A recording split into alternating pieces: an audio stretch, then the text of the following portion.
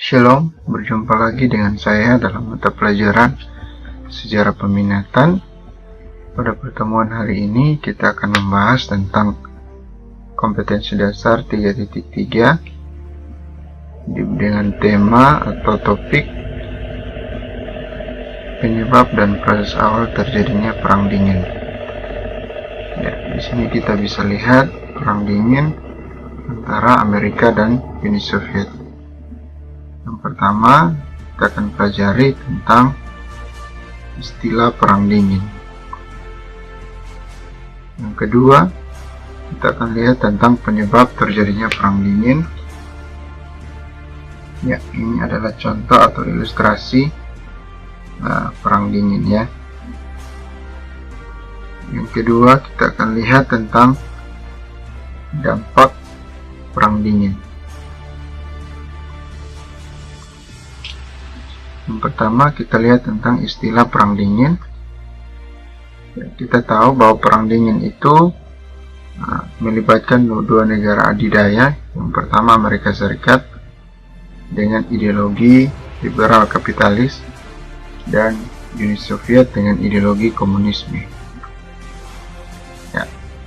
Istilah Perang Dingin sendiri atau biasa dikenal dengan Cold War diperkenalkan pada tahun 1947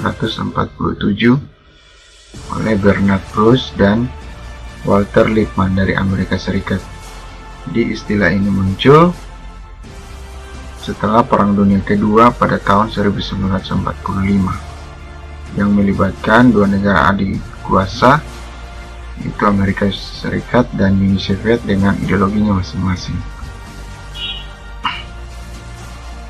Yang kedua, kita lihat tentang penyebab terjadinya Perang Dingin. Jadi kalian di sini sudah bisa mengetahui Perang Dingin itu adalah perang ideologi ya, atau perang adu gagasan, ide ataupun pendapat yang ingin dilaksanakan.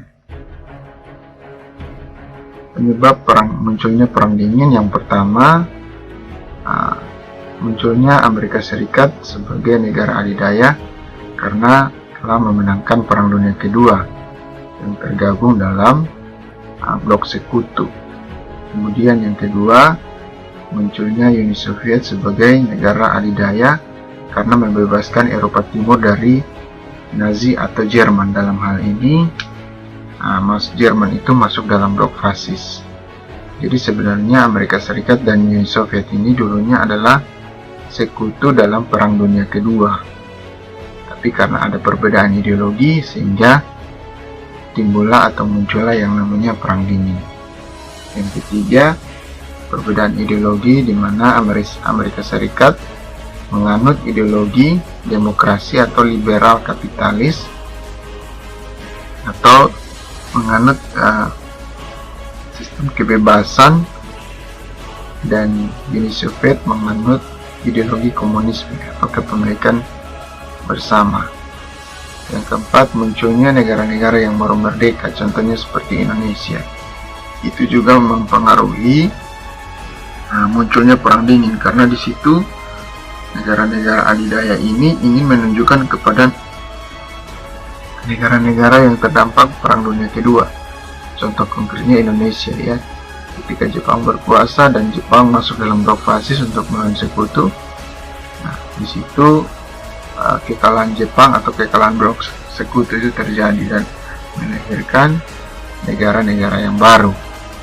Yang kelima, adanya keinginan untuk berkuasa atau hegemoni, atau yang bisa dikenal dengan istilah praktek imperialisme. Jadi hegemoni atau pengaruh suatu kekuasaan yang besar untuk mencapai tujuan tertentu. Salah satunya adalah ingin mendapatkan atau menarik simpati semua bangsa yang baru merdeka atau negara yang terdampak dari Perang Dunia Kedua untuk supaya menyeimbangkan atau menanamkan pengaruh dari ideologi masing-masing negara adidaya. Yang keenam, berdirinya Fakta Pertahanan atau yang disebut dengan Fakta Warsawa. Fakta Warsawa ini adalah perjanjian pertahanan yang dicetuskan oleh Uni Soviet, ya. Jadi ini Fakta Warsawa ini tujuannya untuk menggalang kekuatan atau dukungan terhadap ideologi komunisme. Nanti dalam Fakta Warsawa itu kalian bisa baca di halaman 51 buku pegangan yang kalian pegang. Itu negara-negara apa saja yang masuk di dalamnya. Kemudian yang kedua, adanya bantuan ekonomi atau Marshall Plan. Itu di salah satu strategi yang dilakukan oleh Amerika Serikat untuk mendapatkan kekuatan dari negara-negara berkembang demi menegakkan ideologi demokrasi atau liberal kapitalis. Nah, ini tujuannya adalah menarik simpati dan menanamkan pengaruh serta ajaran setiap ideologi yang dianut oleh negara masing-masing, yaitu Amerika Serikat dan Uni Soviet. Jadi kurang lebih ada 6 faktor penyebab pecahnya Perang Dingin setelah Perang Dunia Kedua. Kita lanjut. Dampak dari Perang Dingin. Yang pertama ada dampak negatif. Ya, dampak negatif itu dari segi psikologis, yaitu munculnya rasa takut yang diakibatkan oleh isu nuklir yang dikembangkan oleh kedua negara. Jadi selain Perang Dingin, pada perang adu gagasan saling ingin mengembangkan ideologi masing-masing, muncul rasa takut dari setiap negara atau bangsa yang baru merdeka ataupun negara bermasuk dalam kategori negara berkembang, karena isu nuklir atau bom atom seperti yang terjadi di Hiroshima dan Nagasaki itu kan nyata dilakukan oleh blok sekutu, dalam hal ini Amerika, karena Jepang melakukan serangan terhadap pangkalan militer Amerika Serikat Pearl Harbor. Nah, itu banyak sekali kalian bisa lihat di film, itu jelas sekali ya. Yang kedua, dampak negatif di bidang politik itu dibangunnya tembok Berlin sebagai pemisah antara Jerman Barat dan Jerman Timur. Jadi Jerman Barat masuk di dalam atau menjadi wilayah kekuasaannya Amerika Serikat, kemudian Jerman Timur itu masuk dalam kekuasaannya Uni Soviet, di mana di balik tembok Berlin itu Uni Soviet telah menempatkan tentara-tentara merah. Tentara merah itu tugasnya untuk mengambil tindakan atau menembak segala orang yang ingin menyeberang ke Jerman Timur. Dalam hal ini tidak setuju dengan ideologi liberal kapitalis. Jadi itu dampak negatif yang didapat dari Perang Dingin. Namun bukan hanya dampak negatif, melainkan ada juga dampak positifnya. Ya, kita lihat. Yang pertama, adanya pasar bebas, di mana dengan berkembangnya ideologi demokrasi atau liberal kapitalis, banyaknya pengaruh para penanam modal untuk menginvestasikan modalnya ke negara berkembang untuk memperoleh keuntungan yang lebih besar. Yang kedua, di bidang militer, di mana perkembangan militer masing-masing negara dengan itu sangat maju. Itu terbukti dari munculnya teknologi rudal balistik ya. Jadi rudal balistik itu senjata yang bisa dikendalikan setelah ditembakkan. Jadi kita bisa mengarahkan rudal itu kepada sasaran atau tujuan kita. Nah, dengan tujuan untuk menjaga kedaulatan negara masing-masing.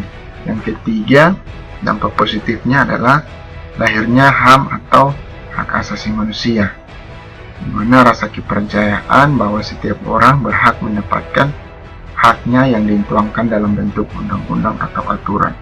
Jadi setelah Perang Dunia Kedua berakhir pada tahun 1945, Perang Dingin itu juga membawa dampak positif, di mana hak asasi manusia itu betul-betul dijunjung dan diperjuangkan. Sehingga yang kita tahu saat ini, setiap individu memiliki hak masing-masing dan tidak boleh diintervensi oleh pihak manapun. Yang keempat, di bidang teknologi, itu menjamin dan menunjukkan kemajuan dari masing-masing negara tentang perkembangan ataupun pencapaian dalam teknologi yang dikembangkan. Jadi ada 4 dampak positif yang didapat dari perang dingin, ya, dari segi ekonomi, dari segi militer, dari segi sosial budaya, maupun segi teknologi. Ya, jadi untuk pertemuan hari ini kita cukup sampai di sini. Kita akan lanjut lagi pada pertemuan selanjutnya. Nah, jika kalian belum memahami, silakan berkonsultasi dengan saya lewat WA. Cukup untuk hari ini, sekian dan terima kasih. Salam.